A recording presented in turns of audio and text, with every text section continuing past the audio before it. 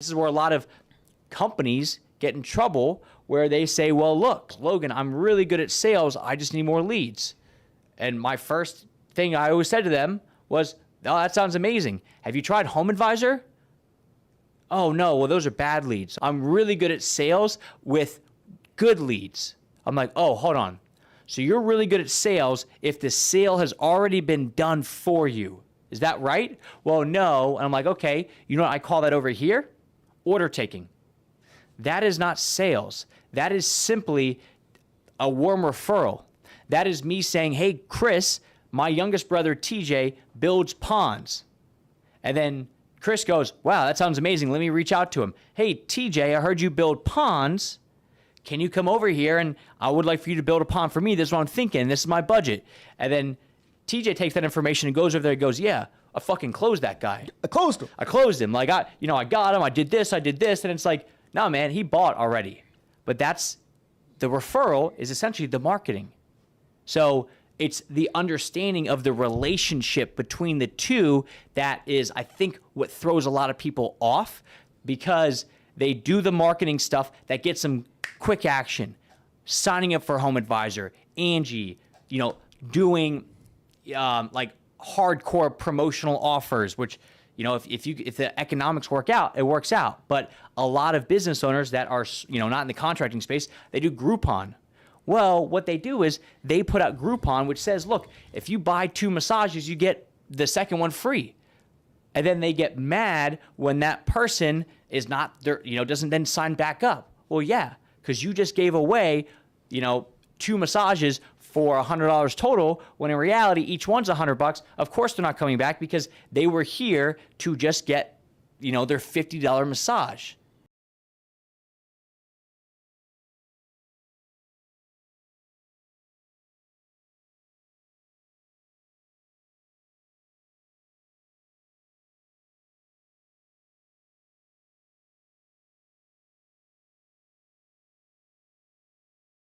Damn, that's loud. Let's go. That's a really loud chair. Really?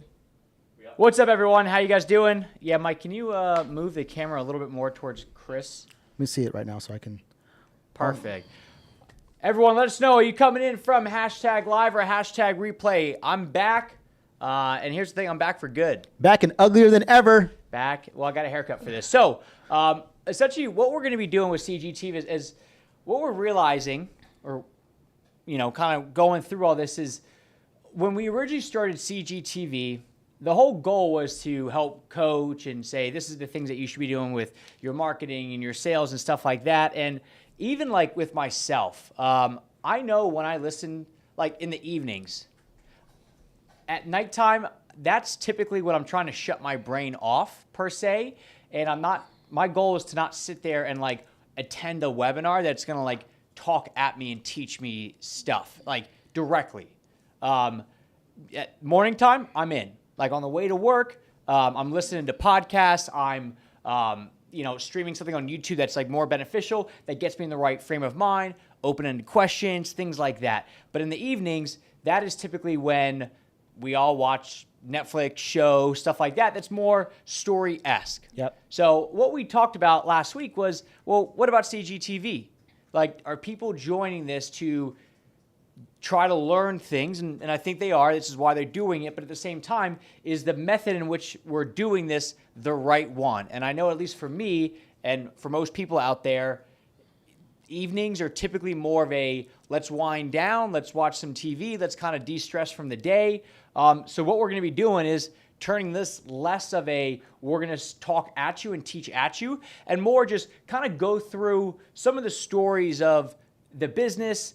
Because I think realistically, as we go through it, A, everybody loves stories because it's easy to relate to, but also B, instead of saying, hey, you should do this and you should do that, we're just going to talk about our own stuff going on in our company, because realistically, 95% of the stuff that we deal with, you guys also deal with. The only 5% difference is we're inside in an office doing digital marketing, and you guys are typically going to be outside or at somebody's house doing work. So the actual service or the product or whatever it is that you're providing is different than ours. However, the other 95%, I mean, like when I talk to clients, and they'll say, hey, I'm having an issue with my foreman. And I'm like, well, let me guess.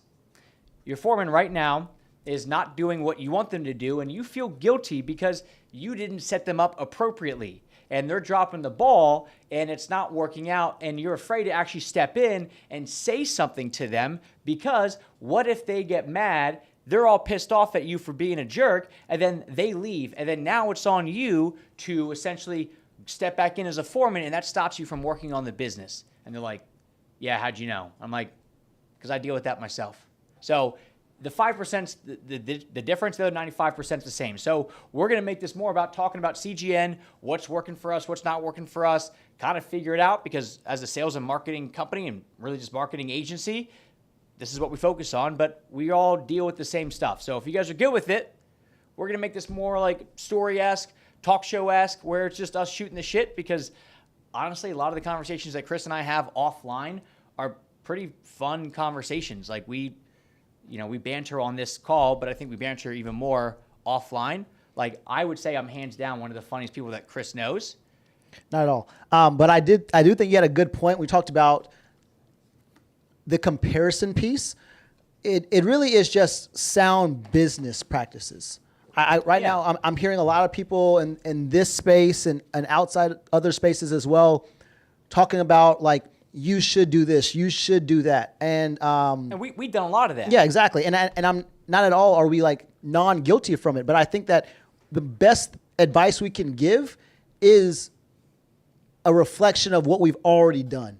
Hey, what you don't want to do, or exactly is really easy to do that. Chris is the ultimate you should. Yeah, exactly. So what you don't want to do is in the sense of, hey, what I've done previously that did not work for me was this situation. So I think that if we get more into, hey, this is what we've done to solve this potential problem. This is what we've done that has put us in a negative spot. This is the problem we're dealing with on a consistent basis. I think that that's going to be a lot more relatable. And I think a lot, business owners are problem solvers, at heart. So I think they'll be able to figure it out as well. I'm in a group called EO, which stands for Entrepreneurs for Organization. And it's actually a pretty well-known group. Like if you're out there watching, there's probably a lot of people that you look up to that are in it. And one of the big aspects of it is we meet once a month. We actually meet, on Thursday here, and I'm in a small group. There's 8 of us, and there's a share that happens where you have to, every so often when it's your turn, you will share a deep dive or a presentation on a problem that's happening in the business. And it might be like, I might have a whole presentation on how my director of sales is not getting the job done, and I go through all these different scenarios of what the problem really is, and then what will happen is once that's done, I then say, look, this is what I'm looking for help with. I'm looking to hear about an experience of yours where you talk about a time where you've had a really good friend work with you and it didn't work out and you had to figure out a nice way to let them go. And they go around and they can't tell you this is what you should do. All they can say is, well, this is what I have done in a similar scenario. And here's the result. And here is the result. And it may not be that exact thing, but it may be something a little bit different where it's like, actually, I've never employed a friend, but I have done work with a friend and it didn't go well. Let me tell you about this scenario. Or it did go well, and this is the reason why it went well. Yeah, or whatever it is. He's saying like he's done it, but in his experience, he doesn't know. What did I tell you in Croatia? Do you remember? Yeah, Chris said, my goal in life is for you to work for me, Logan, because I know that if you work for me, I've made it.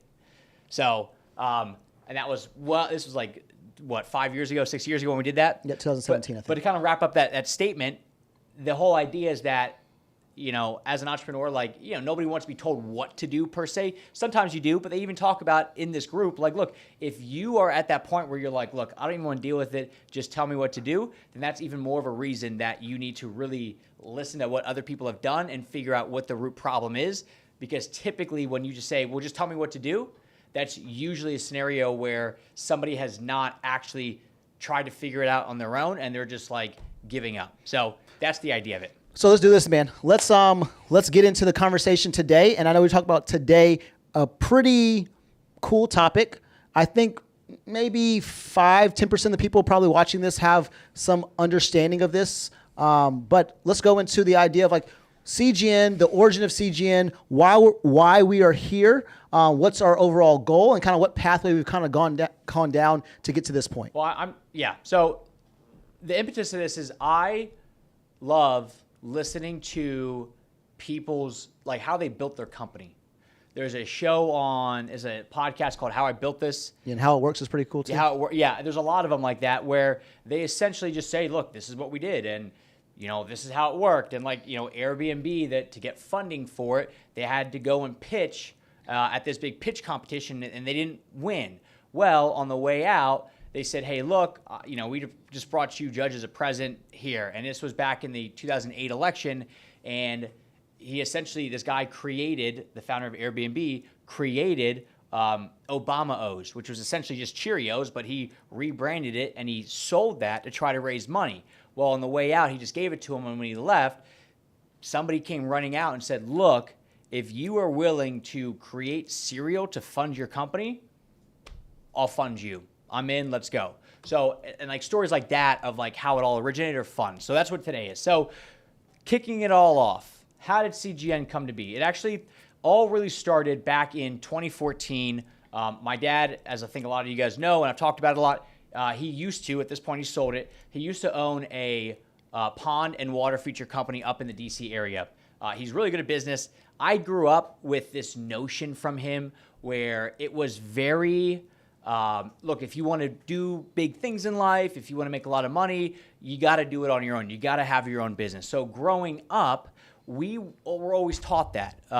Whether that's right or that's wrong, that was just ingrained in us. Now, I've got 3 siblings, and Amanda works for like a fundraising company. I have this. Colby's a helicopter pilot in the Navy, and TJ just started his own company. So 2 out of the 4 got that entrepreneurial bug. So, we had a lot of nurture there, but it wasn't like, that was drilled into us. And if you don't do this, you're a failure. Yeah. So we grew up in that, but he had a pond and water feature company.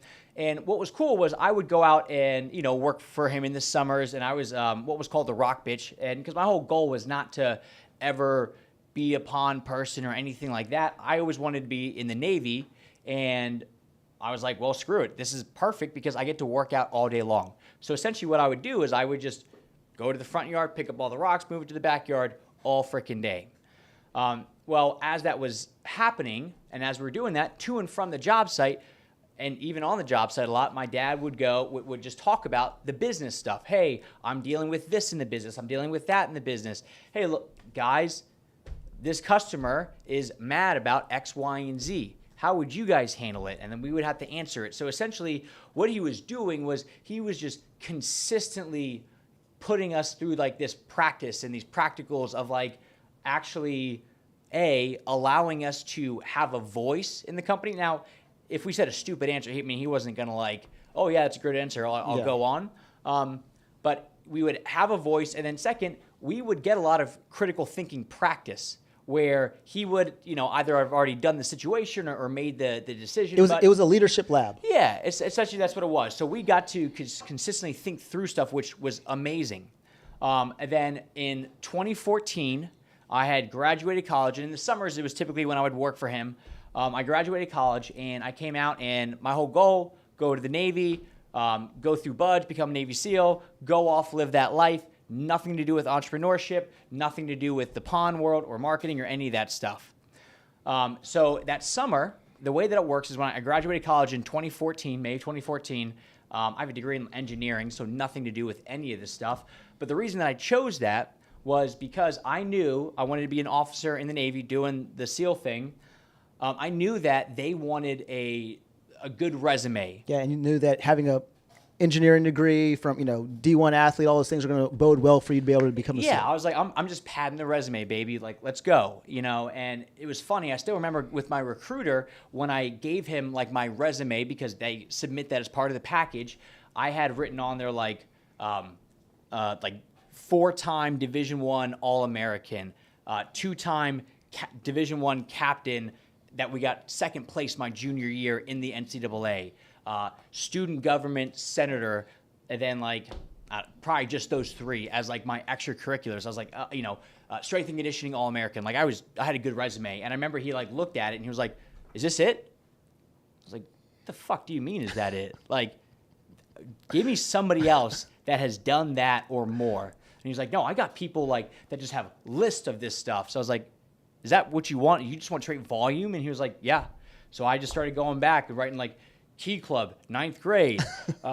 I volunteered at this one 5K when Chris's I was 9. friend. Yeah, like, and I gave it back to him. He's like, yeah, this is it. This is good. And I was just like, you got to be freaking kidding me, man. But that was the idea, was that they just wanted a lot of stuff. But that was my whole college. Once I started, like, I wanted to do well in diving. Like, I was good at that. Engineering, I wasn't that good at, but I knew in my heart I was going to get about the same GPA, whether I was in something really hard or something pretty easy. I don't know why. That was just how I was, but like, it was, as long as I can get, I ended up with like a 3.05. I knew I was going to get anywhere between a 3.0 and like a 3.2 maybe. No matter what the major was, I might as well pick the hardest one out there and get credit for it. So the whole time I'm in college, I'm training for the Navy. I graduate college, and the way that it works for the officer program is there's one selection a year. And I just missed that selection of getting my package in. And if anybody here has been in the military before, you know how unforgiving if you do a form in blue ink is. Or like, I remember one time I submitted a form and I printed it out on my Mac. And it's technical, like unnecessarily technical. It was so stupid because like the check boxes were circles on mine and it had to be squares. And I'm like, oh, do you guys scan this? And that's why. And they're like, no. And I'm like, so you're literally just going to look at it. Like, but I had to read. So essentially I got out and I had to wait till the following year to resubmit. So I was like, I got to do something. I'll go work for my dad again. So I'm working for my dad in the summer times. This is summer of 2014.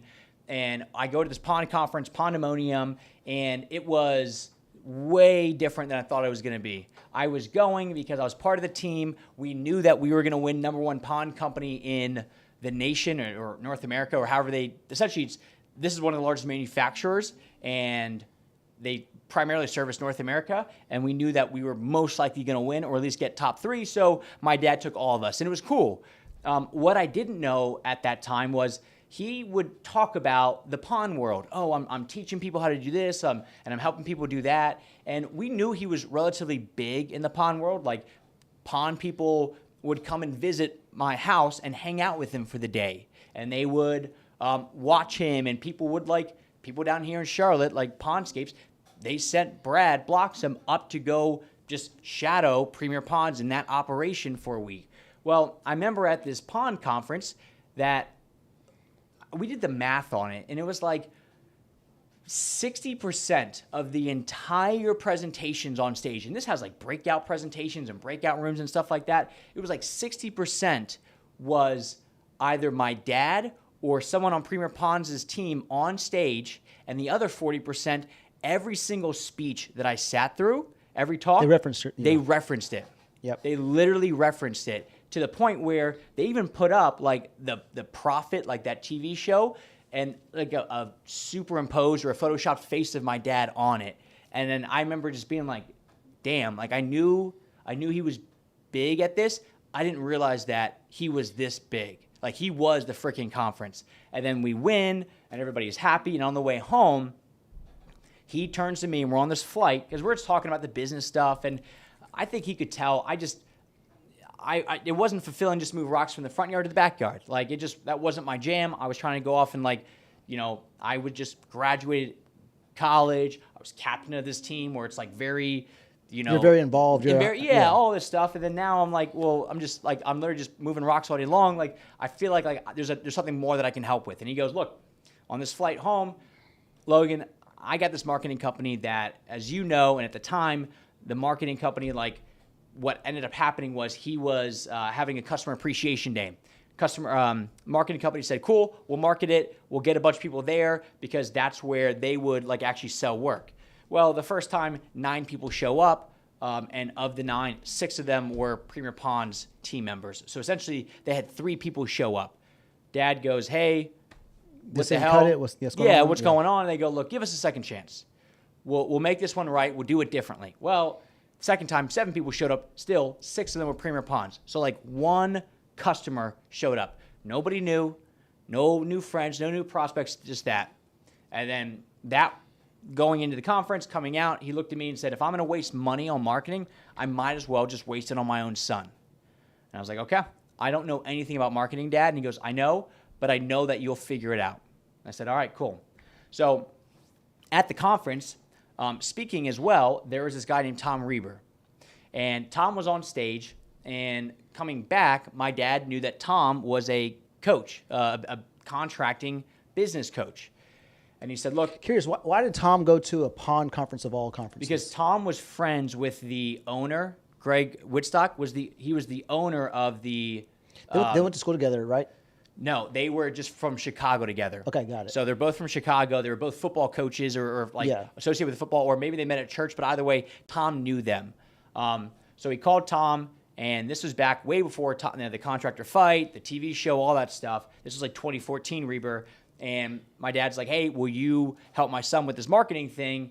And I remember Tom was like, sure, I'll do it. And so essentially what would happen was Tom and I would talk either every week or every other week, and he would just say, look, he taught me all the marketing stuff, and then we would just check in every couple of weeks, and we'd go over, this is what we did, this is how we did it, things like that. And it was funny because every time I'd get on the call with him, he would be like, damn, like you knocked all this out in the 2 weeks. I'm like, this is just what I knocked out in the first 4 days.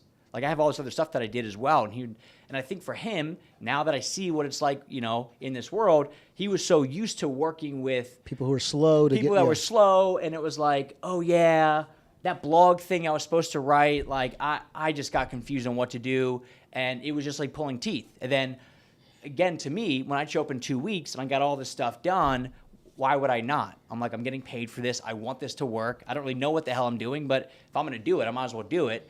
And I would show up, and it would all work. And we did that for essentially from August of 2014, and then in January of 2015, I moved out to San Diego.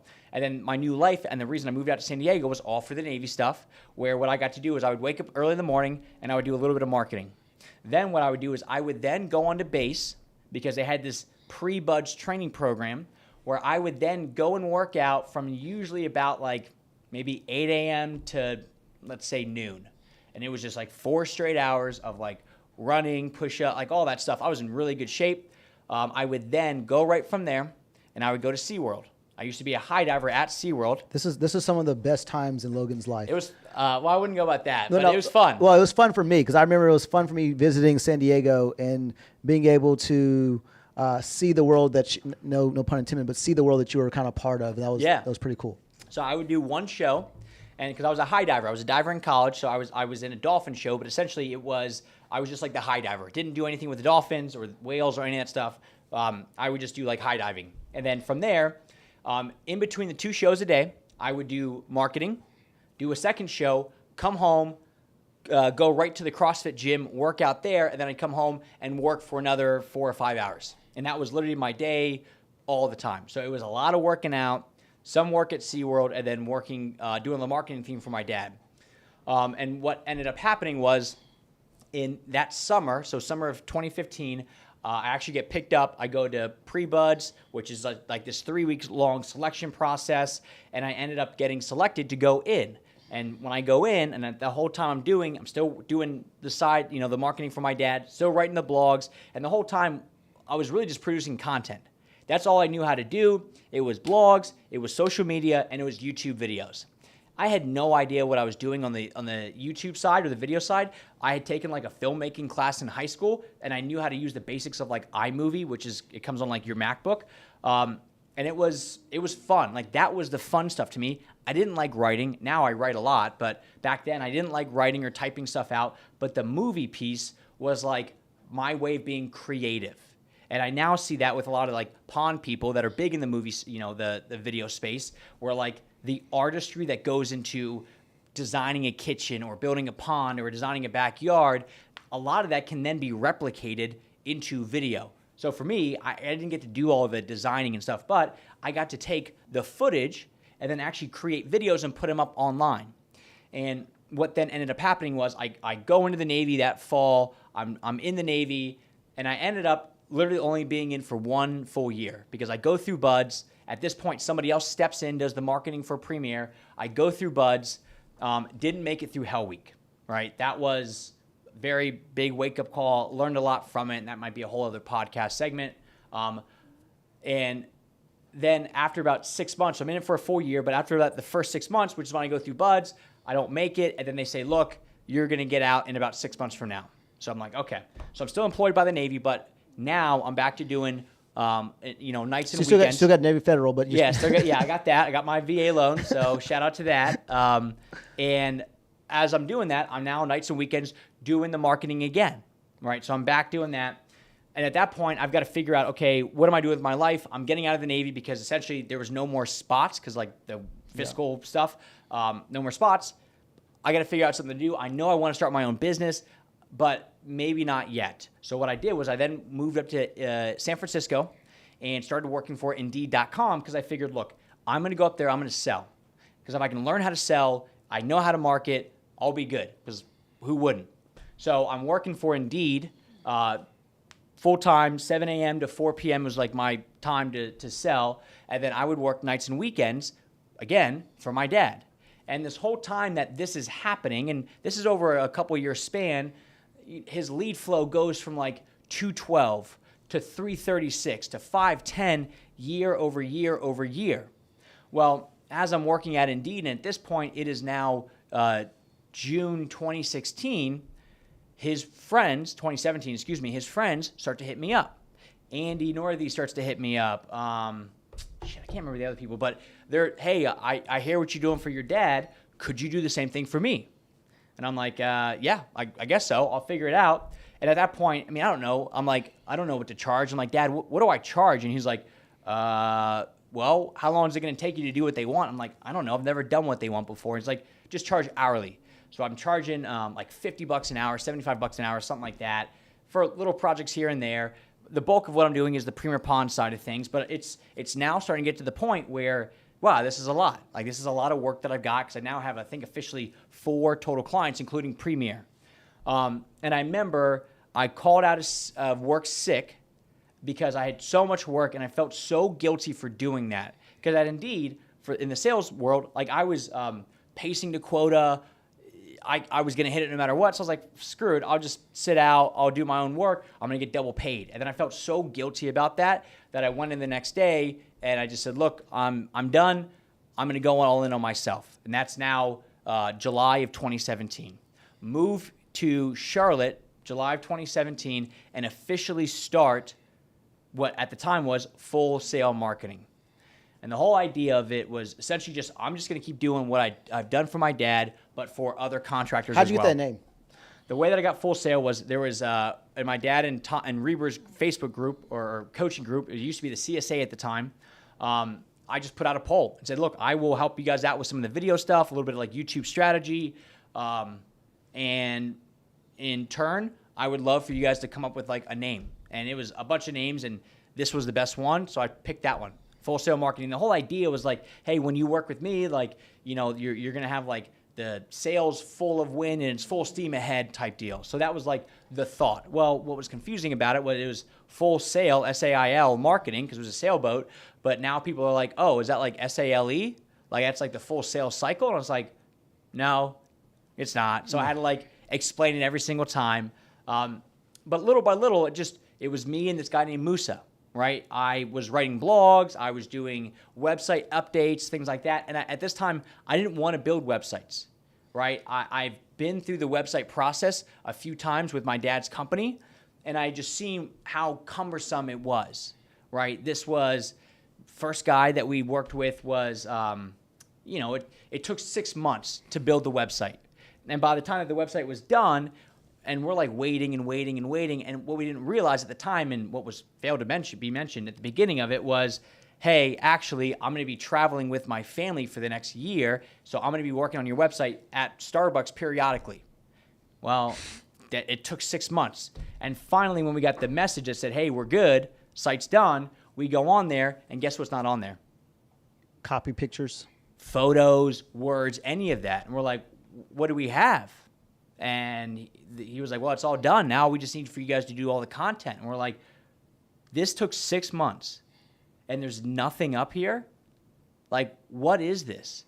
And I remember talking to Rebra at the time and us being like, Tom, like, there's no content.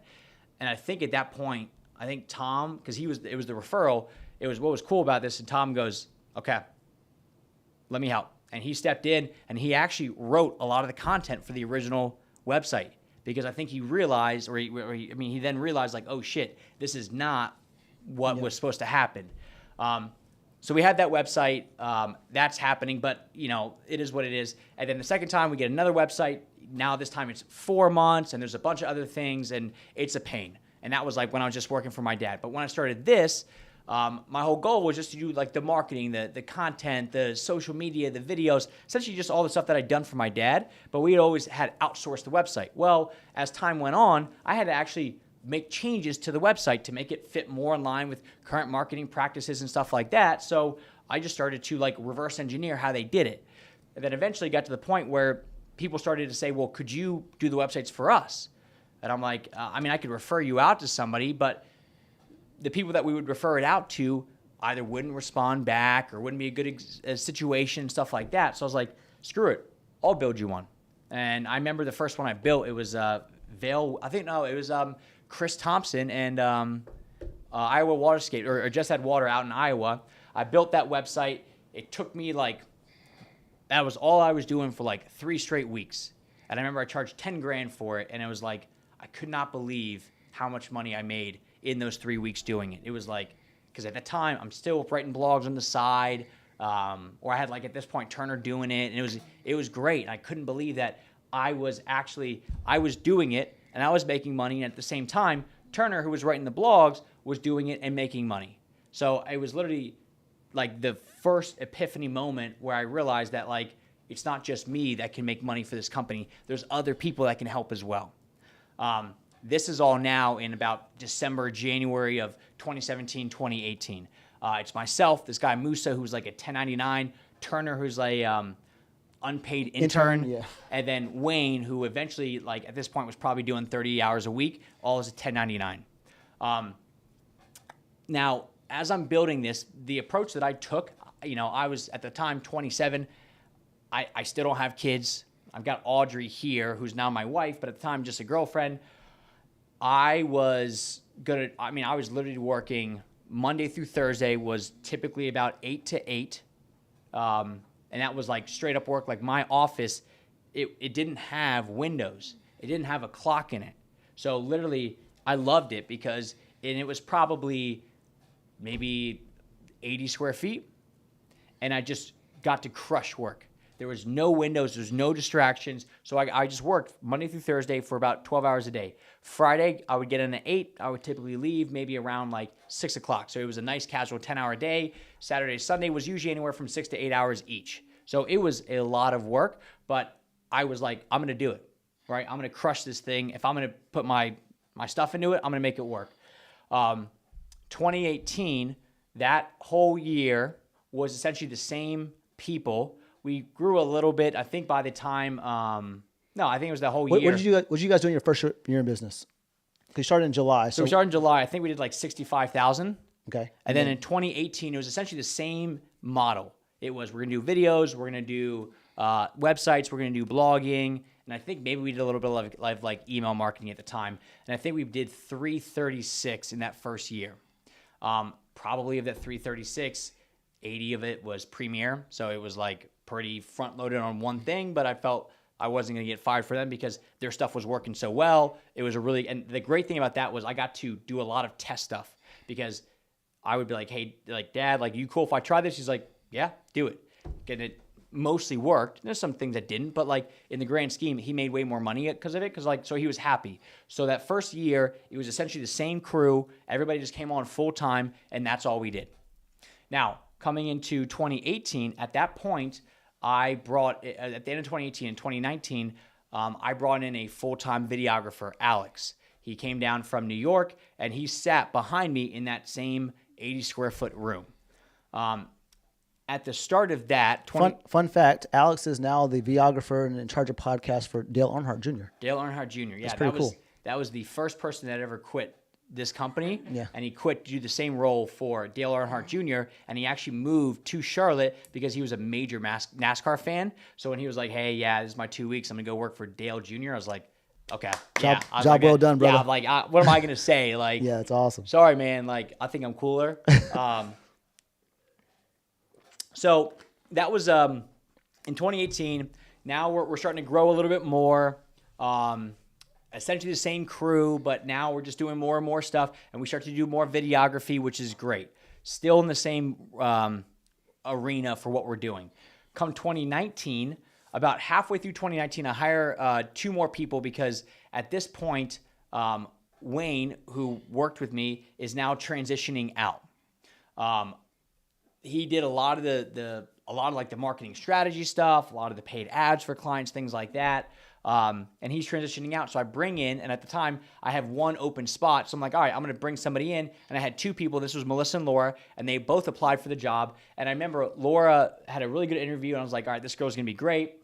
And I hired her. And then Melissa, what she did was she applied, and I said, hey, look, sorry, the position's been filled, but I appreciate it. And then her response was like, hey, I appreciate you letting me know. I've done some research on your company. It's a really cool company. If I happen to know any contractors, I'll definitely send them your way. And I was like, wow, usually most people are like, well, screw you, or they just don't respond. She not only responded, she then said, like, I've done some research. I was like, I got to interview this person. So then I hired both of them. So now it's like 5 of us, 6 of us, whatever it is, something like that. And at that point, it's still the same stuff, but just more, right? But for me, what I now look back and I realized was essentially everybody who I had hired, some people had a little bit of experience, some people had no experience. It was primarily people that were like younger, fresh out of college, that I had to teach them everything, right? And it's not a bad thing, but it's But you also had your hands on it too. You can kind of decide how it was going to be taught and like the process as well. Yeah, because what was happening was I couldn't pay people 6 figures. Like I couldn't have these big salaries of like, oh yeah, this person used to do websites at this major company. Let me bring them in. So I'm like, screw it. I had everybody that was essentially just younger, and it was like myself and all them. And I'm, maybe 3 years older than them, but that's like the max of it. Fast forward, and that now we're starting to push. That's 2019. Now it comes into March of 2020, COVID. We're still humming along. We're doing pretty well. But what had happened previous to that was we were pretty just steady. Like we typically averaged about 65 grand a month in revenue. And it was like that for like 4 straight months. And I was getting essentially like just not bored with the company, but I was becoming complacent. What was happening as well was any profits that I made, I would just take the profit and I would put it into like my financial planner. So it wasn't even like I'm making more money, which I was, but I wasn't enjoying any of it. I was literally just like taking it and putting it away. So if I worked twice as hard, I got to make twice as much money, but I didn't see any of it. So it just got boring. So I was like, you know what? I need to do something different. Let me make a change. That's when I found the Traffic and Funnels group, and I invested 24 grand for a 6-month program that helps you scale the business. And I remember talking to the sales rep, and I was like, hey man, like, how fast does this stuff work? He said, well, what's your revenue right now? I said, it's about 65 grand a month, because in the marketing world, it's typically done like month by month. And he said, what's your goal? And I said, well, I would love by the end of this year if I could be doing 83 grand a month, because 83 times 12 is $1 million. $1 million. And he said, oh, well, if you just do this stuff right, like you could be there like in 3 weeks. I'm like, yeah, I don't think so. 3 months. 3 weeks is Is what it he 3 said. weeks? Oh, That's what he damn. said. And I was like, okay. Like, and he was like, his like confidence was like shocking to me. And I asked, and he said, well, what about like 100 grand months? And I was like, oh my God, like, yeah, if I could do that like next year, that'd be great. And he was like, I think you could do it this year. And I said, if I do what you guys tell me to do, how long will it take me to hit 100 grand in a month revenue wise? And he said, if you do what we tell you to do, 60 days. And I was like, all right. Did exactly what they told me to do. I think it was like day 61 was the end of like the month of like June or July or whatever it was, hit 100 grand for the first time. And it was just like, holy shit, this is unbelievable. Now, mind you, in this group that I'm in, there's a couple other marketing agencies, but it's primarily coaching. It's primarily like, and what I now look back and realize is I'm watching these people scale their businesses crazy fast. And when I say crazy fast, I mean, there was a guy in there that essentially what he did was you might have seen it even on YouTube, but he would run a program that was a digital program where you could buy it for like 10 grand and he would show you how to run ads on YouTube. Well, he was essentially using YouTube ads to show you how to run YouTube ads. It's like the most profitable people out there are business coaches who coach business coaches, marketers who teach marketers how to market. Because as a marketer, if you're going to teach me marketing, I'm already bought into the concept. As a business coach, I'm already bought into the idea of it, so it's an easy sale. And I watched this guy go from 100 grand a month, which is where I was, and then within like 15 months, he went from 100 grand a month to I think about 800 grand a month. And I was like, oh my God, if this kid can do it, I can do it too. Well, he was essentially scaling a digital product that if somebody makes a purchase, all they do is grant them access, and now they get to do it. So but like I didn't know this at the time. I'm just like, okay, well, if he's doing it, I can do it too. And then from there, I go, and this is in now at this point, probably June or July 2020. Now, for the next few months, I'm like growing this thing, getting it steady Eddie, and then you come in October 2020. So crazy enough. All right, so I'm going to give you a quick. So 2013, December, I graduate from school, and then go into the military. I'm spending time, 2nd Ranger Battalion, go to Oman, go to Afghanistan, go to, spend time in Iraq, spend time, just all throughout the Middle East, do all that stuff too. In 2019, I get out. I get out of the military. And for me, it was super important to go see the world because I had seen the world of the Middle East. And I realized that when you are sitting through briefings and every single person is this person of al-Baghdadi, whatever it may be, it can jade you. And sadly, and I had gotten jaded about certain people in the Middle East. And I knew that was wrong. And like, I was cognizant enough to know that I shouldn't be prejudiced, but I also realized that I had prejudice because of the environment I was part of for so long, and it didn't sit well with me. So I was on this mission of, okay, I want to travel, and because I want to see the world, I want to open my eyes up to more perspectives, and for me, it was so important to allow not only to travel myself, but to encourage more Americans to travel too. So I went on this long travel trip, across 6 different continents. I think I went to like 31 different countries over this span of time. And the goal was to give out passports. So I gave out passports during that time, had an amazing trip, opened my mind up to a lot of different things. At the time I was living in Seattle before I went on my trip. So I went back to Seattle as well. And then in that June timeframe of 2020 during COVID, Megan pretty much gave me an ultimatum, I think in May. And she was like, hey, I'm tired of doing long distance. If you want to actually make this thing a reality, you need to move to Charlotte. And so I'm like, oh, crap, like whatever. I guess I don't really have anything tying me down to Seattle. It was always a place to be when I was in the military. I know a couple people in Charlotte. Now, one thing I will say is I think I talked to Greg, or maybe it was you I talked to, but someone I talked to before I moved to Charlotte. And I was like, oh, I know Logan. I'll hang out with Logan. And he was like, I think Greg actually like, yeah, you won't hang out with Logan at all because he's always busy with work. And so I was like, all right, at least I'll know someone that's actually there. But I just like, okay, well, I'll never hang out with Logan, but I know him. He's a good friend of mine, so we'll be good. So June, I get here, and so I moved here. And I do remember saying that to you where I said, hey, man, just so you know, when you move here, like, I'd love to hang out, but I'm not that readily available. Because in college, like, I mean, Chris and I, like, I think we, like, downplay it, but, like, we're very close. Like, now in college, like, I would take a nap on my couch and wake up and somehow Chris slithered into my house, and he's also napping on the couch next to me. So, like, we've spent a lot of time together. Yeah, so we when I get here, it's like, okay, great. But I came over here on the notion that I was going to be a general manager for Qdoba with the intent for me to become a district manager in a couple months. And so my mindset had always been, focus on the P&L, focus on growing the company with the employees, focus on cross-training people. How can I get us, more and more profitable and this, that, and the third. And so when I get here to Charlotte, probably a great person, but didn't mesh well with me business-wise was the actual franchise owner of the different different stores. And the reason why is because I wanted to grow.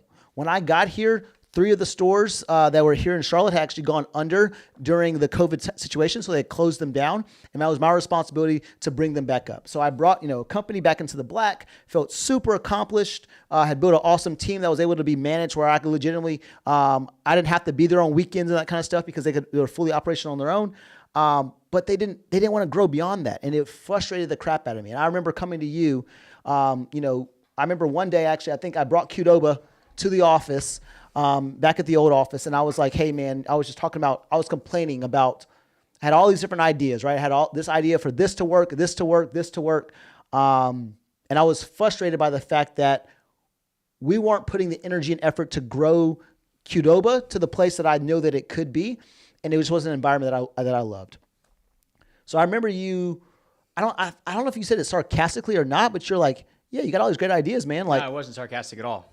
It was, I was like, look, man, I'm looking for a couple of salespeople to help me grow this thing, because that was what I was being told was like, hey, get salespeople, Logan. Like, your stuff's perfect. Go grow this thing. And I was like, Chris, you have all these great ideas about what should be done from a leadership perspective and in this perspective. Come test them out. You're going to be straight commission, but you're going to learn really fast if all these great ideas that you have are legit or not. And I remember for that, I said, look, I need to hire somebody in like 3 weeks. And this is the timeline. You need to get certified in this sales training. And you said, okay, cool, I got it. And I was like, Chris, just so you know, this is a lot of work. And you said, nope, I got it, don't worry. And then like a week and a half later, I'm like, hey man, how's it going? And I remember having conversations with Audrey where I said, look, I offer this to Chris. I'm not going to push it because I want him to want it if he wants it. Well, a week and a half in, I'm like, how's it going? He's like, yeah, it's good. I just started it. I'm like, you realize that part of this program to get certified is you actually have to go through the course twice and post all this stuff. And post all this stuff. You can't just front load all that and do it all in a day. Like, it legitimately is going to take at minimum a week and a half. So I don't know what you did, but you got it all knocked out in that week and a half and got certified. So I was like, okay, he's on board. And that was October of 2020. Yep. And it's you and 2 other guys that we brought on for sales. And at this point, there's probably 10 of us in the company. And what was cool was you were here in the office in Charlotte, and the other 2 guys were remote. Nice guys, but if you ever worked at sales before, doing sales with other people around you, significantly easier than doing sales by yourself. And for what Chris did to get good at sales was we role played a ton. He sat in on all my sales calls and would listen to them. And we would practice like literally like specific lines of like, saying, hey, we need you to watch this video. And the whole idea is between when Chris would set the person and I would do the closing call, AKA like he would tee it up and I would, dunk the ball. They had to watch a video in between that would kind of prep them for my call. And we would practice like the little nuancy stuff where instead of saying like, hey, I'm going to send you a video, please watch this so then that way you come best prepared for the call, we would practice like, no, we got to flip it and go benefit first to them. So we go, hey, so you can come best prepared to this call, I'm going to send you a video. So we would practice like such little nuancy things like that. And over. And then I would, be like, hey, Chris. 8 o'clock at night. Yeah. Or like, or at 3 p.m., you would just be out in the parking lot. I would watch you just pace back and forth, just practicing verbatim the words. And then it'd be 10 o'clock on a Saturday night, and I would get a text like, hey, I'm watching this sales training video. Can you talk? And I'm like, no, because it's 10 o'clock on a Saturday night. Like, I'm okay. But that was when this all started, was October of 2020. Come December of 2020 was when we hit the $1 million for the first time in business. I remember and it was a pretty impactful time at that October situation when you actually went to the conference on your own to the Traffic and Funnel conference, and you came back with this new, it was like, at that time, it was legitimately CGN 2.0. Yeah. It was like, I got it, guys. I figured it out. What I'm passionate about is allowing for contractors to save time through selling from their website so that they can be able to provide financial and time value to their children as well. Yeah, because essentially I grew up with that. I watched my dad essentially just as we did the marketing stuff together, I would literally just watch what he was doing, where he used to when he would go on his consultations, he would drive out there with a massive photo book to sell from. Well, I was like, well, it's fucking 20, at this point, it's probably 2017, 2018. I'm like, I could just build that for him on his website.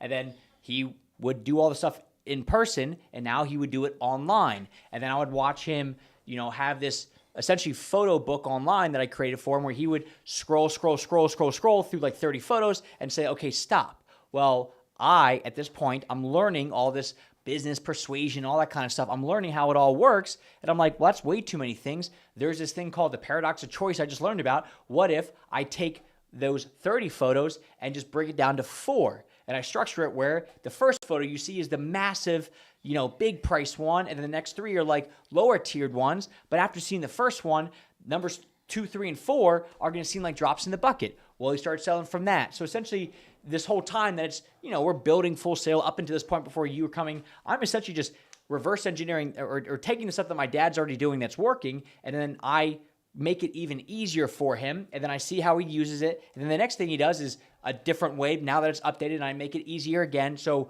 I'm just constantly watching him, to the point where he's selling using his website. People are calling up saying, hey, because, the marketing's crushing it for him. He's getting hundreds and hundreds and hundreds of leads. And instead of driving out to all these houses, I'm like, well, screw it. Like, just do it. You're doing it over the phone. I'll make it even easier for you. Well, I go to this conference in October, and prior to that, the only people that I'd ever really seen effective at selling using the website are my dad and Derek Johnson, whose website I also built, because I essentially just did the same thing I did for my dad, but for Derek. Same thing on the marketing, pushing all that stuff. So he was in the same situation. And I go to this conference, and one of the presentations was how to build your business around your life. And they said, write down what you love most in life. And I was like, I love helping contractors sell from their website. And it was all because it was how I sold from all of our work, because the way that I watched them do it, I then would, on all the websites, I would sell using the website. And I know for me, it was so much fun because I got to do it remotely. It was a visual sale. It was working great. Well, at this conference, I realized man, if these two guys can do it, that doesn't mean that other people can't do it. It just means that nobody's shown them how to do it per se. And the CSA at this point is all sales training. And I'm watching all these people sell over the phone without actually showing the work. Essentially what they're saying is oh yeah, based on what you're showing me and telling me, I could build that for $250,000. Well, that's like trying to sell a house for $250,000 without ever seeing photos of it. It doesn't make sense. So I'm like, screw it. I think, because I've done this myself hundreds of times, I've watched them do it hundreds of times, I think I could show people how to do this. So I remember the first person that I did it was Josh Gadboys. I built him the site, we walked through it, and then he started selling from it, and it was working. And I was like, oh my God, this is it. And then from that point became, especially when COVID, is in the swing of things, a lot of contractors, they're getting calls left and right because essentially for the past 2 years, it's starting to slow down now, but for the past 2 years, if you were a contractor, you had a pulse, and you had a cell phone that somebody could call, that was all you needed marketing-wise. You just needed to exist, and that was it. So they're getting calls left and right. Essentially what happened was when I first started this business, the whole idea was I'm going to work with this level of contractor. It was people doing at least $1.2 million. They had to have been in business for X amount of time. Well, now that all these other people are in our world, contractor-wise, the type of clientele is shifting. It's going from people that have been in business for 10, 15 years to now people that have been in business for 3 years. And they may not have 15, 20 years of, business practices, all this stuff, but I'm like, screw it. They don't need that. They're getting so many calls. I'm going to build them this website. It's going to look good, and it's essentially going to be made to sell from. Well, that worked out for some and didn't work out for others. And what ended up happening was a lot of the people that it worked out for were the people that we realized they were doing a lot of the right things in business already. It was just they didn't have this one thing that helped them really dial in their sales. And once we did that, it then helped even more, and they exploded. And then we were like, oh my God, if these people can do it, guess who else can do it? Everybody. So then we just started stepping on the gas even more. So our 2020, our revenue goal was $1 million. 2021, our revenue goal was 2.5, which is a crazy big jump. And I'm in this mindset where I'm like, well, I'm going to hit it no matter what. We're good. We're going to keep scaling and growing and doing all these things. And eventually what started to happen and what we realized was we had this partnership at this point, a paid partnership with Contractor Fight and Reaver stuff. And what started to happen was we were so aggressive with our sales because we were like, look, literally everything we touch turns to gold. Like we can't be stopped. Like as long as you just do the stuff we're telling you to do, you'll be golden. And what we forgot was the human element of stuff. I just essentially was like, well, we're going to do this for them and it's going to work because it works for everybody else. Well, it doesn't work like that. It's like saying, hey, as long as you follow this sales script, you will crush it because these other people have crushed it. But you don't think about the idea of the energy and effort that's been put in beforehand. Yeah, there's so much that goes into it that we just didn't know. And we're like, oh, all you got to do is like, because you're getting calls left and right, this is all you need, right? So we're building these websites and we're producing them fast. I mean, we're like, 4 weeks. Yeah, well, yeah. I mean, it's like, it's fast, it's quick. And what ended up happening was we scaled so fast with it. We went from like, I remember like the first month you were here in that, like, let's say like $69,000, I think we did for the first month. Yeah, like, which at the time was like, okay, like this is not a great month. We just had $100,000 month, but like, whatever, it's okay. And, we're slowly building up. And I think we eventually get to the point in like September or October of last year, we sell like 24 or 25 in a month. Yeah, it's like $350,000. Yeah. And I remember for me, man, like I'm going home and it's just like every day is like a new sale, a new sale, a new sale. And it's like, I'm addicted to this like high because like every day it's crazy. And I'm going home and I'm like stressed out because I'm like, hey, I can't deal with this stuff. Like it's working well, but I'm okay. But it's just crazy fast growth. And as it's happening, what started to happen, what we realized was, the sales team outsold the production. And I got really cocky because I was like, look, people are calling me up to say like, hey, how great this is. And I'm trying to hit this new record next year. Could you help me out? And I'm like, yeah, like this is how do you guys have company values? No. Well, I'm like, well, how do you expect to hire if you don't have company values? Well, I never thought about that. Okay, we'll go create company values. Okay, Logan, I created them. What's next? And I'm like, okay, well, what's your sales goal next year? Well, $1 million. I'm like, cool. You want to hit $1 million? How have you told the team? Well, I haven't yet. I'm like, go tell the team. How are they supposed to help you hit $1 million if the team doesn't even know? Well, I never thought about that. I'm like, go do it. So what started to happen was I'm like business coaching. And I'm like, all right, well, screw it. If I'm going to already help these people out, I might as well get credit for it. Like, that's what we're going to be at CGN. We're now going to be in the coaching space. Yeah, we're going to be marketing with coaching because essentially the whole idea was like, I started this whole company initially because, I started for like realistically, I could not get over the Navy SEAL stuff. When I failed out, I quit during Hell Week, and I still don't like thinking about it. It's still like a bit of a scab because that was like, in my mind, that was the first thing in my life that I like truly failed at. Like diving, I was good. I would say I got 5th at Olympic trials. You had to be top 2 to make the Olympics. So I was a couple spots out, but I was like, in my heart, I was like, I don't know if I'll ever make it because the guys that have been doing it, that are going to make it. I mean, the dude, the year, like he won the Olympics. So it's like, that's who I was competing against in the U.S.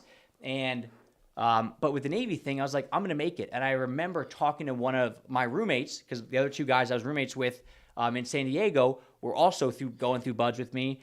And the one guy was like, Logan, you nervous about this at all? And I was like, honestly, man, everything I do, I'm just pretty good at, so I'll be okay. And he laughed and he goes, wow, that's pretty cocky. And I was like, I know it's cocky, but like, I'll be okay. Lo and behold, those 2 made it. I didn't make it. And it was my arrogance is really what it came down to. Well, same thing started to happen. I started the business. I'm crushing it because I can't handle the emotions of failing. And I remember after Buds, I mean, they put you on suicide watch, but like, that was like a low point in my life. Like I wasn't like. What did they call when you go through RASP or, to become a Ranger, they have this thing called worldwide. And what they do is the reason why they call it worldwide is because once you fail out or quit out of, RASP, they send all the people over there to go to worldwide because they're going to be shipped over all over the world outside of, the Ranger organization. And so I remember, like, granted, I think we did this because we wanted to feel confident in our own situation too. I mean, you obviously you gave hard time to the people who were doing worldwide, stuff like that too. They came in, like, they were cleaning our barracks and all that kind of stuff as well. And I remember thinking to myself, like, I'm not going to be fucking cleaning up someone else's fucking barracks over this shit. So, like, at the end of the day, like if I'm going to quit, I'll quit tomorrow. I used to always tell myself, I'm going to quit, I'll quit tomorrow. And I just go the next day. But what do they call that? Do they call it worldwide, or what they have a? No, I mean, they don't have like a word for it. Like, but I remember like when I'm there in San Diego, I, you know, my role for the next 6 months after I quit is I am just essentially sweeping. It's in San Diego. I'm sweeping sand off the street next to the beach. Well, just meaningless task. it's literally just over and over. And I remember like one of the guys, and now in hindsight, I get it. He was a former SEAL, and he's like working in the offices where he had to go clean trash.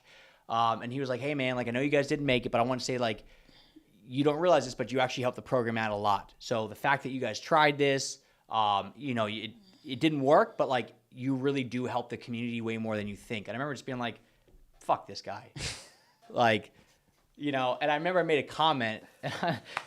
And again, I'm you know supposed to be this nice, polished officer, and I said, and I was cleaning out his trash. You go, "Man, that's got to be like the nicest compliment a trash man's ever gotten."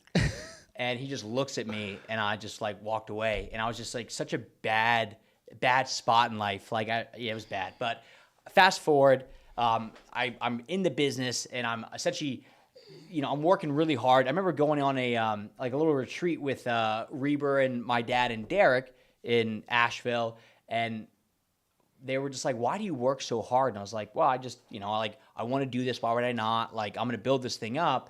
And I remember my dad being like, "I think you're doing this because you can't handle what happened in the Navy, and you're hiding behind this veil that's your business." And I was like, "Yeah, that's actually it." I literally could not. I didn't want to face it. So instead of facing it and dealing with failure, I was so determined to make this thing happen that I was going to do whatever it took, however long it took, to make it happen. And I mean, like at this point, like, you know, I'm even like 2 years in, like, unfortunately, if Audrey had said like, "Hey, it's me or the business, you work too much," I would have chose the business in a second. Like, "Hey, look, like I'm good. Like, you know, I'm straight." Well, so that's like, I'm somebody that's like, you know, hey, if I'm going to do something, I'm going to work, and this is going to be my life. I'm going to obsess over it. When it came to sales, like I obsessed over sales. When it came to the marketing thing, like, and I tell you guys this, hey, if you guys need to get a new skill that's going to help you out with your job, all you got to do is just obsess over it, and you'll be good, because that's all I know how to do. Well, fast forward, and kind of to answer Brian's question, which was what characteristics set the contractors that it worked for apart from the ones that it didn't. A lot of it was realistically like the willingness to obsess over making it happen. Like there were some, and you know, I don't want to go down like all the details of it, but like the people that it really worked for were the people that were already doing the right things in their business. Like, and I'm not saying the other people weren't, but like it was people that had been more experienced. And I think that that's the difference we sometimes took for granted, because, you know, I think it's really, okay, I'm just going to be straightforward. I remember, I think, you know, Jeff Stump said it, he mirrors my first role play.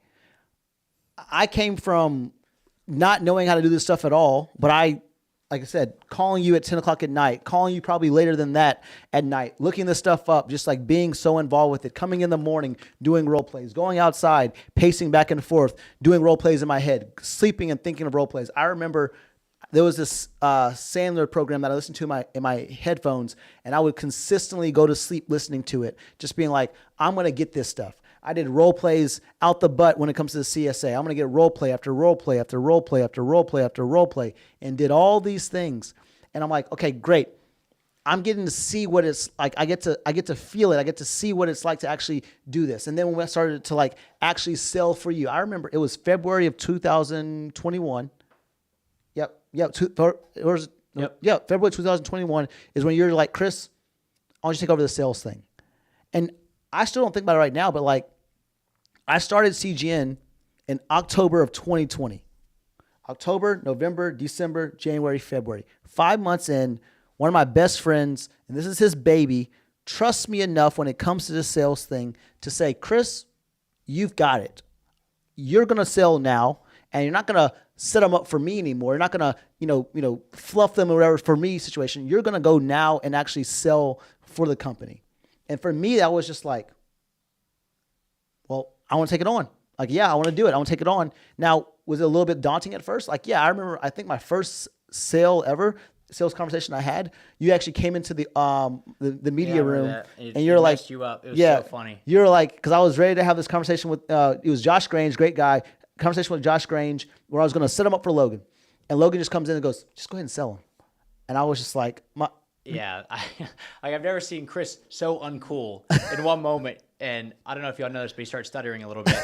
And he was just like, hey, man, let me do this. Let me call you back. Yeah. Like, he had to, like, hop off the phone and, for it. And I told him, I was like, hey, man, this is my first ever, like, complete sales call. So give me hopefully, you know, this goes well and give me a break. But no, I remember that. And but I say all that to say this, like, the prep that went into it allowed for it to be this successful. Yeah. I think sometimes I forget that too. Like when I'm teaching Ryan or whoever else it may be, the sales stuff, I'm like, dude, just get this. Like I started out very much Mickey Mouse. I was a Mickey Mouse voice when I used to have. Hey, this is Chris from Contractor Growth Network. How are you today, contractor? Yeah. And they'd be like, what? And we would practice, and I'd be like, Chris, like, you don't talk like that. Stop talking like that. You're like, all right, man, I got it. I'm like, all right, let's role play. Ring, ring. Hello, this is Logan. I'm like, hey, this is Chris. Damn it. All right, let's try it again. Ring, ring. Hello, this is Logan. Hey, all right, let me try it again. Like, it was, for some reason, it was like you just couldn't stop doing it, but it was so much freaking practice went into this. Well, now going back to this, that's what it really was with a lot of these people that we worked with was, I think we had seen the people that had been doing all the things for a while. And when we talk about this now at our office, like, you know, when we're trying to all like get up to date on certain marketing practices and skills and things like that, like we went around this morning at our morning rally, and it was like, what are you best at? And each person said, like, the thing in the life that I'm best at is this. And I said, perfect. When did you first learn how to do that thing? And most of the answers were like, when I was 9. And it's like, okay, how long have you been doing it for now? And they're like, well, 16 years. I'm like, okay, that's why you're good at that. So this other new thing that you're not so good at, you've never learned it, nor have you ever had time to practice it. This other thing that you're really good at, that you're confident at, you've had 15 years of practice at it. And that was the same thing here, was the people that were, and essentially like we reverse engineer like our you know, most successful clients, and it's the people like my dad and now Andrew, who took over Premiere, and the Todd Tribbles and people like that, Joe Fries, and even with them, like we still look and see like, okay, what did these people do versus these people, and we see a lot of the same trends are happening in the same pools and the same buckets where, you know, the people like that have been in business for 20 years. I think like what we did was we really found our spot in the mix, because what it was is, I mean, you just kind of use our own analogy, was those people were already being the part. All right. Yeah. They were already doing the right thing in their business. You know, they were already running businesses, right? And so we came in and we helped them to make sure they look the part too. Yeah, we just shined a light on that. Exactly. So to differentiate them between the chucks in the truck, whatever it may be, however you want to, you know, rephrase them, but they had competition that was out there, and if they didn't look the part, all those great things they were already doing, they weren't getting credit for. And they were having a harder, you know, to make it easier for them to be able to sell their product, their service, their transformation to somebody. We had to also show that. And that's what we are extremely good at. And I think that, but we had to also find out what our part in the equation was. Right? Yeah, and I think that was the missing link, was I just assumed that everybody, you know, I knew they weren't doing it to that extent. Like Todd, his entire he's a painting contractor. Every single person that he trains in his company, everybody that works here, has to go through customer service training, and then they get tested on it. So when I went out there a couple years ago, I'm actually going up there in 2 weeks to see him again.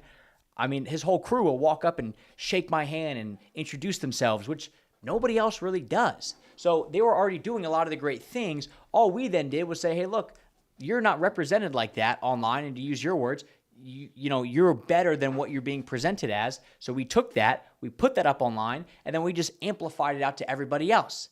But both of them, like my dad, like, hey, Dad, like, I got a camera. I want you to say this. I'm like, cool, go. Todd, I remember when we flew up there, he didn't have a videographer at the time, but he just went out and bought a new laptop, and Todd's probably 50, maybe low 50s right now.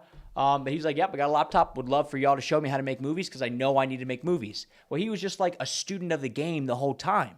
So that was those guys, and that's now like, okay, cool. Now we see what needs to happen. Then you flip over, then you got other people that are doing the right things, but they're not as willing to be on camera or not as willing to post on social and things like that. And the stuff works, but it doesn't work as well. Then you get the other people that are not willing to do any of the stuff, and it doesn't work at all. So it was just a combination of, what is your willingness to do the stuff that needs to happen? And part of that is, on the be the part aspect of it, because we had this mantra over here. It's you got to be the part. Then once you be the part, you got to look the part. And once you look the part, then you can actually attract the part.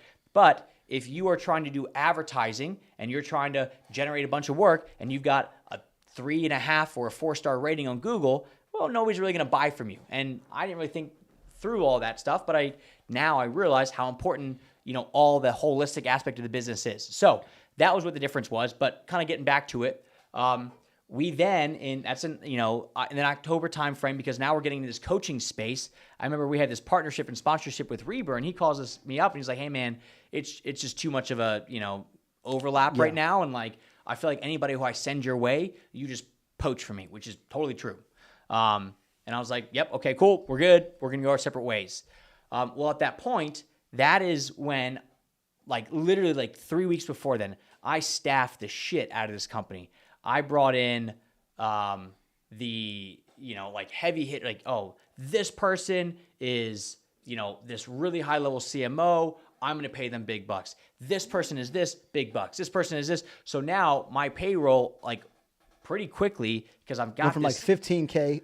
Oh my God, it went way up, right? Yeah. And so now I have all this overhead at the same time that this, sponsorship goes away, not realizing how impactful that really was for the business. Well, what that then did was everything just starts to slowly come down, where, it's just this whole slew of things that it's already 7:12, so I'll probably say that for another podcast. But essentially, it was the worst timing for all of it. It was essentially all this stuff that was really passing us work is now gone, mixed in with all this way high overhead, and now I'm like way up there. And that's when I started having panic attacks. I started freaking out and like all that kind of shit. Well, now over the course of the last, essentially at this point, 8 months, what I now realized was it was a blessing, honestly. It was like the Navy thing. Like at the time, and even so now, I don't like it, but it's more so I don't like that I didn't make it, but I am very, very, very fortunate that I'm in this position that I'm in, because the whole goal of why I wanted to go into the Navy was I had such a good upbringing that I wanted other little boys in America to have the same upbringing. And if I could go overseas and keep America safe, that allows for other people to have the same growing up environment and experience that I did. Well, now that we're in this spot, I literally get to do the exact same thing, but even more tangibly. I get to help these contractors where realistically, if they build the business in the way that they should and they can, their spouse is going to love them more. Their kids are going to be more there. Like I lived a very fortunate upbringing where we talked about financial literacy and stuff like that, and we took vacations, and I got a lot of love and support. So now I got to do more of that. So when all this stuff started to go down in October, November, December, what I realized was, oh shit, maybe the thing that we're selling is not as good as I thought it was or as I wanted it to be. And over the past 7-8 months, what we've now really put a focus on, what I've put a focus on is, okay, maybe I was cocky and arrogant and I thought I had the greatest thing ever. So it's been this whole reversal. And the whole time I was doing this, especially of like, between June and December of last year, my whole thing was work on the business, not in the business. Work on the business, not in the business. So I started to be like, well, I'm not going to oversee this stuff because you got it. I hired you. You figure it out. You know what you're doing. I'm going to move on to the next thing. And I got out of, actually working with the product itself and making sure it's still really, really good too quickly. And little by little, the person that I trained to do something then trained the next person. It became this telephone, and the actual product itself, the quality control, started to slip. And then that became what was happening. And then it was just this whole issue that the building was burning around me, and I like refused to see it because I was so tunnel visioned on we're hitting this revenue goal. And then this year, next year, which is now 2022, we're going to hit 8 million. In 2023, we're going to hit 25. 2024, we're going to hit 55. And 2026, we're going to be at 100 million because we're just going to scale. And this is how we do it. And that was the whole thing. And it was like, now that I look back on it, I'm like, holy shit, man, like that was nuts. But what I then realized was when I thought of working on the business versus working in the business, now that I'm actually in helping out with the blogs and doing the websites and sitting over Mike's shoulder to watch him edit videos, it's not that I'm actually physically doing the work just to do the work. I'm also going through it and be like, oh, well, this could be better. Oh, this could be better. Hey, what if we did this differently? And it's actually like, it's helping out a lot more than I thought it was going to. I thought it was just going to be back in that rock bitch mode where I'm just taking rocks from the front yard to the backyard. But in reality, I'm going through it. I'm like, well, this is how we can make this better. And if we do this, all we have to do is get clients to do this thing. And the thing that I forget is I have all this experience of actually building this fucking company. Like, I didn't get here. Yes, like that the referrals and stuff like that helped a lot. But at the end of the day, like it took a lot to get here as a whole. So now that I'm back in it and I've been back in it, I'm like, oh, wow, these are all the things that I used to do that work so well that are no longer happening as well. So let me get, now that I'm seeing it, let's build out a system that actually works for that. So we're not reinventing the wheel. We're literally taking what we did before and now just doing it at a larger scale because now we have way more clients than we did back in 2018. But it's no different. And so the nice thing about all this now, and I was talking to Matt, my CEO coach today, was essentially just like, he was like, by the end of the call, he's like, I can tell you're very different at this point, Logan. Like you're more confident, like you get more pep in your step, like you're focused. And it really just came down to, we tried to do so many things before. I tried to do the marketing and then help coach the growth of the business and then help coach on the sales side and then do this. Because my whole thought was, well, if I can help semi-control your growth and have, a hand in every little thing, that makes sure that it all connects together. Your social media connects to your website, which connects to your sales, which connects to your production, which connects to your bank account. And if I can help out with all those things, then you're golden. And all you got to do is just do what I do. But unfortunately, it was just way too much all at once. So getting this focus back to just the things that we're really good at, and instead of trying to go really wide with everything, we're going really deep. And what I mean by that is, imagine in your world, like contractor-wise, imagine you're somebody that can do everything all at once. I can mow your lawn, I can remodel your kitchen, I can also do your roof. Or you could be somebody that, let's say, remodels a kitchen, and all you do is kitchens, but you're able to do it in half the time of somebody else, and you have the system set up where they're not out of their kitchen at all. You have a separate kitchen. So essentially, you make what you do more valuable to them. And that's now the whole thing that we're on, where it's like we went from doing 20 different services, which is something I always preached not to do, and I didn't do it. And now we're really focused on a couple of different services, and that's about it. And it allows us to get really freaking good at a couple services, because what we realized was when we did 20 different things, 18 of them didn't really work nearly as well as we wanted them to. 2 of them did. So now, instead of just doing 18 things and trying to figure that out, let's get not only back to the 2, let's get really freaking good at the 2. So now, some people have left, things like that. So we've scaled down the number of people at the company as well, back from that October, November, December timeframe. But that was the whole thing. And now it kind of comes back full circle. And we joke that, and every time I'd go to a conference, I'd come back and be like, CGN 3.0, CGN 7.0. And now we're back to CGN 2.0. Yep. Which is really just, we're a marketing agency. That's what we're good at. And I love it's just now, like, it's just so systematized. When we actually look at what needs to happen, it's like, oh, well, you do this, you do this, you do this, and we're good. Versus like, hey, you do those 17 things that I need you to coach and then sell them and then do this. It was fucking mayhem. And it was exhausting. I did Christmas break this year, and it was like the worst freaking Christmas break. It was like Costa a week. Rica? I was in Costa Rica, and it was nice that I had that, but it was just like every day was just like another client been like, hey, yeah, I'm going to go ahead and back out of this thing. And I was just like, fuck. And it was just, and I feel bad for Audrey going through all that, because like I never realized how impactful, like when I can't sleep, like I'm like night sweats every single night, and I sometimes can't even have conversations because I'm like crippled because of this. And it was just this whole thing. So it's nice now. Good thing you had me. And Chris is good during it all, although it didn't help when Chris was mad at me, because like that was a whole other thing as well. So essentially everything kind of burned down. But what I learned so much during it that unfortunately, like, I always think back, like, had I known what I know now 1 year ago, I'd be in a completely different spot. You know, I could have done this and this and this, and I'd be, you know, on the beach in Bermuda right now. I would have sold this, you know, like all that kind of shit. But, you know, you live and you learn and you go through it. And I just thank God that I'm 31. There you go. Jeff, appreciate that, man. But yeah, What did Jeff say? So he said, I get nothing but compliments on my site. Thank you guys. But yeah, so that was kind of the whole journey of CGN. The first bit and the growing of it was like, let's just work really freaking hard. And that was a different kind of stress because that was, if there was a problem at CGN, I had to handle it. And I feel like, I mean, I never said this to you ever, so I'll say it right now. I think that also my mentality coming in probably did not like, I think it helped and it also hurt the situation too. I came from the hardest hitting, we're always hard hitting. Like we loved being the best of the best. And I don't think Qdo was that good. Yeah, some other being Army Rangers. But anyway, so yeah, but legitimately, I came from that, and I will say that I missed out on that at Qdoba, right? So I went from like, we're hard hitting, we're always doing the best, like, and the thing is, the thing that I love so much about being an Army Ranger was you obviously have ranks in the military, but in the Ranger Regiment, there was like enlisted people ruled that organization, and you like really had autonomy of what's going on. Hey, if my guys are fucking straight, then they're straight. Like don't come here talking about what's going on here. My responsibility is freaking breach that door and make sure I take care of X, Y, and Z.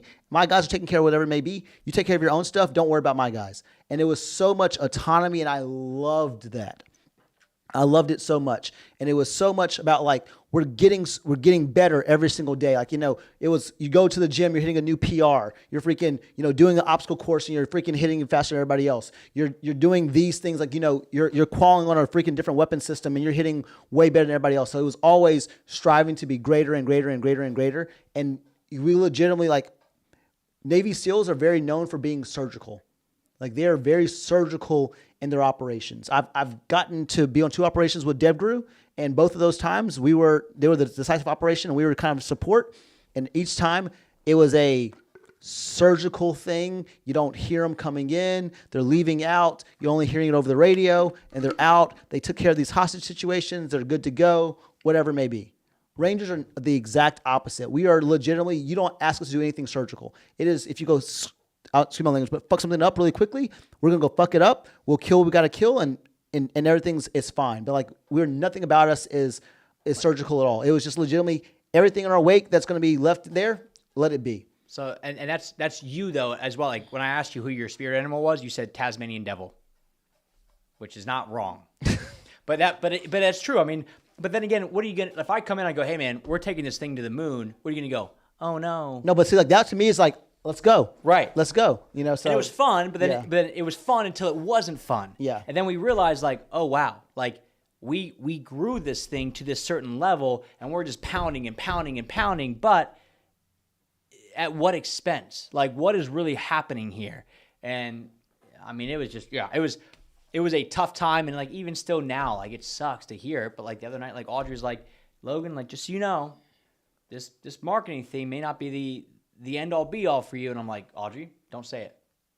And I still fight that battle, which I thought we were good, but I still every so often hear her, because she's very corporate but she just cares about you, and she wants you to do the right thing. She just wants me to be happy and be healthy, and she just sees like just the amount of like energy that I put into this, and she's just like, hey, like it's okay, like Logan, I do well, like, you know, maybe. So, and that's the same thing with my dad at this point. Like I talked to him today just about you know, all the stuff that we're doing and stuff. He's like, hey, look, I did the pool thing, and that was crazy. I made a lot of money. It was crazy fast, and it was exhausting. I did the pond thing, and I steady growth. Still made a lot of money. Didn't make nearly as much as the pool thing, but I had a life.